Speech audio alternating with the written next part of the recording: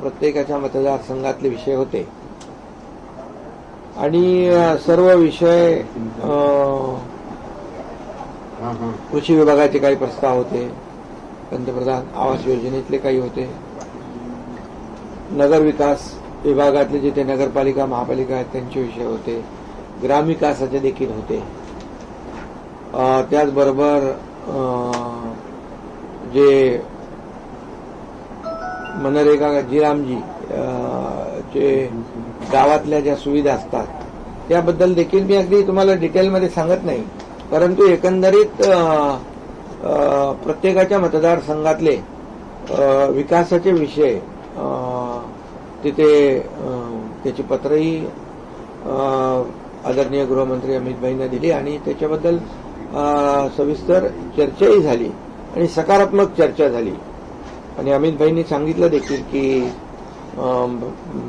Parliament सेशनमध्ये संबंधित मंत्र्यांना बोलवून, आमच्या खासदारांना बोलवून, खासदार डॉक्टर श्रीकांत शिंदे आणि हे मिळून त्याचं कोऑर्डिनेट करतील आणि त्यांच्या प्रश्नांना न्याय मिळेल अशी अतिशय साधक बाधक पॉझिटिव्ह चर्चा झाली आणि चांगली चर्चा झाली. कारण शेवटी जे खासदार सोबत आलेले आहेत त्यांच्या मतदारसंघामध्ये जनतेला न्याय देण्याचं काम त्यांना करायचं आहे आणि तसा शब्द मी देखील त्यांना दिला आणि अमित भाईंनी देखील अतिशय पॉझिटिव्ह या बाबतीमध्ये श्रीकांतजी यांच्याकडे आता समन्वयाची जबाबदारी असेल, यांच्यासाठी कामं दिली होती त्याच्याबद्दल काय सांगा? श्रीकांतजी हे की पॉईंट पर्सन असतील आता या सगळ्या खासदारांसोबत, जुन्या खासदारांचे तुमचे? अमित भाईंनीच स्वतः श्रीकांतला सांगितलं की बाबा तू हे जे काही कम्युनिकेशन आणि कोऑर्डिनेशन जे आहे या आपल्या शिवसेनेच्या 6 खासदारांच्या बरोबर, अगोदरच्या 7 खासदारांच्या बरोबर ठेवून म्हणजे सोपं आहे ना, ते काम सोपं काम होईल आणि त्यांचे प्रस्ताव मार्गी लागतील. केंद्रीय मंत्रिमंडळ विस्ताराबद्दल चर्चा झाली का काल अमित शहांबरोबर? या काय कालच्या बैठकीमध्ये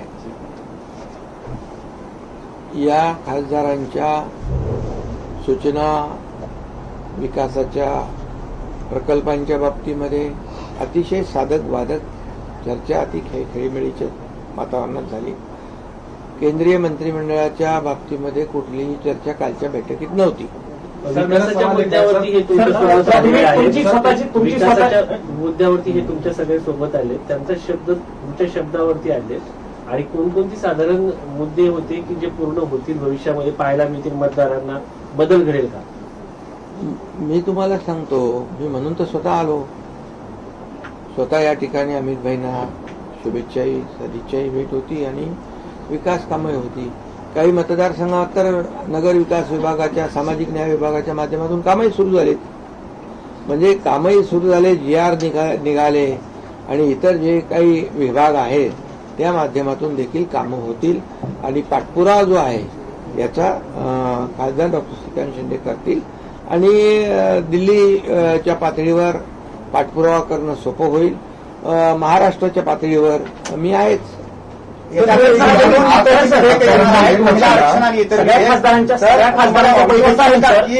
पास होतील म्हणून हे विधेयक दोन्ही सगळ्या खासदारांच्या बैठकीत दोघांची स्वतंत्र बैठक झाली, त्या बैठकीत काही चर्चा झाली?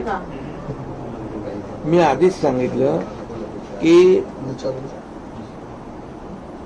मंत्रिमंडळ विस्तार काही चर्चा काल नव्हती, पॉलिटिकल चर्चा काही नव्हती आणि ही चर्चा फक्त विकासाच्या मुद्द्यांवर होती. अधिवेशनात 2 महत्वाच्या बिल्स येणार आहेत, अमेंडमेंटच्या घटनादुरुस्ती वगैरे, आणि त्यात राष्ट्रवादी काँग्रेस अजित पवार शरद पवार जे आहेत ते सपोर्ट करण्याचं चर्चा होतीये.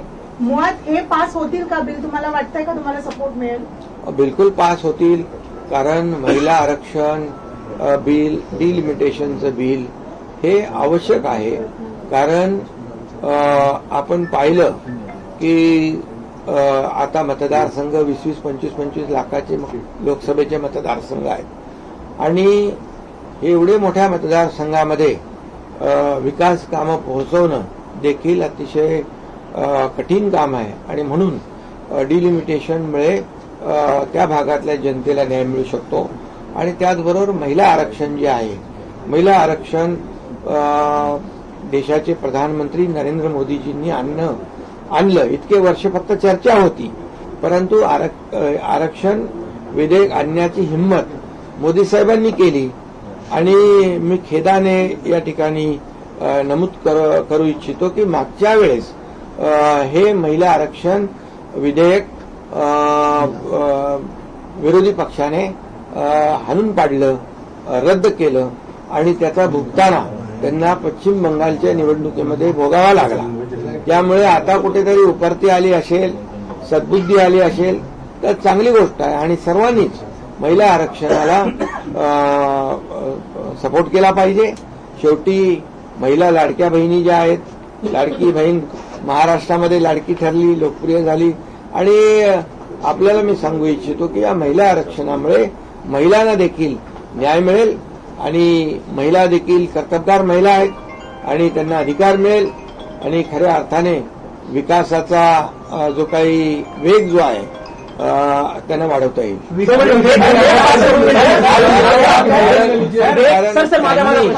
त्यांनी खऱ्या अर्थाने पहिली गोष्ट मागच्या वेळेस ज्यांनी महिला आरक्षणाला विरोध केला ते अतिशय चुकीच्या पद्धतीने चूक केलेली आहे. त्याचा त्यावेळेस खूप निषेध झाला, मी निषेध केला आणि त्याचं भुगतान देखील मी मगाशी म्हणालो की ज्यांनी विरोध केला त्यांना भोगावा लागला. तुमच्या दौऱ्यावरती टीका होताना बघायला मिळते. संजय राऊतांनी आरोप केलाय की तुम्ही चोरीचा माल घेऊन दिलेला जाता आणि मुलामाल लावण्यासाठी मग आम्ही शांत मिळतात. आता मी त्यांच्यावर काय बोलणार, कारण त्यांच्यावर आमचे प्रवक्ते बोलत असतात. ते कुणाची नोकरी करतात, कुणाची चाकरी करतात, कुणाकडून पगार घेतात, हे आता मला वाटतं मला बोलणं ते योग्य वाटतं. मी आपल्याला एवढंच सांगतो की यामध्ये की चोरी कोणी केली, बाळासाहेबांच्या विचारांशी गद्दारी कोणी केली, हिंदुत्वाशी बेईमानी कोणी केली आणि त्याचबरोबर महाराष्ट्रातल्या जनतेशी जी खऱ्या अर्थाने त्यांचा विश्वासघात कोणी केला हे महाराष्ट्रातल्या जनतेने पाहिलेलं आहे आणि त्यांना धडाही शिकवलेला आहे. त्यांची जागा त्यांना दाखवलेली आहे आणि म्हणून लोक खरं म्हणजे आम्ही बघा त्यांच्यासारखी भाषा करणार नाही. ते तुडवायची भाषा करतात, आम्ही वाढवायची भाषा करतो. ते अतिशय खालच्या पातळीवर जाऊन 4 वर्ष आम्हाला शिव्या देत आहेत, 4 वर्ष आम्हाला शिव्याशाप देत आहेत. परंतु हे शिव्याशाप देणारे लोक आता दररोज त्यांचा खड्डा खोल होत चाललेला आहे आणि महाराष्ट्रातली जनता आमच्या बाजूने उभी राहते आहे. आणि मला वाटतं ते कुणाचं काम करतायत हा आत्मसंशोधनाचा विषय आहे, पण जे ते करतायत ते चांगलं करतायत. सर, इनकी टेक्निकल स्थिति क्या होगी जो 6 सांसद आपके पास आए, क्योंकि आपको मैं बताता हूँ ये 6 सांसद जो है 2/3 मेजोरिटी से हमारे साथ आए हुए हैं.